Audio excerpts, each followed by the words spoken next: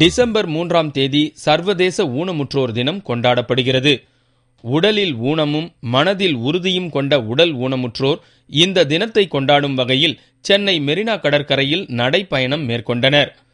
மத்திய மாநில அரசுகள் வழங்கும் சலுகைகளை எடுத்துக் கூறியதோடு தனியார் நிறுவனங்கள் இதுபோன்ற சலுகைகளை தர வேண்டும் என்பதே இவர்களின் பிரதான கோரிக்கை.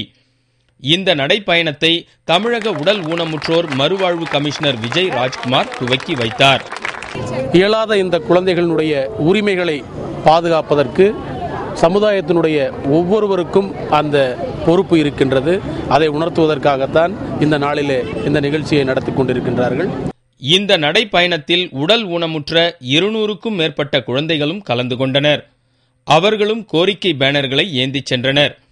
ஒரு தனியார் நிறுவனமாகட்டும் எதாகட்டும் அவங்க எப்போவுமே வேலை வாய்ப்பு பற்றி நினைக்கும் போது young adults, trained young adults, எங்ககிட்ட நேஷனல் லோ இன்ஸ்டியூட் ஓப்பன் ஸ்கூலிங்கில் படித்தவங்களும் இருக்காங்க. அவங்களுக்கு வேலை வாய்ப்பு கொடுக்கணும். அது சின்ன வேலையானாலும் சரி எதானாலும் சரி முன் வந்து வேலை கொடுத்து பார்த்தா தான் அவங்களோட செயலாற்றலை பார்க்க முடியும்.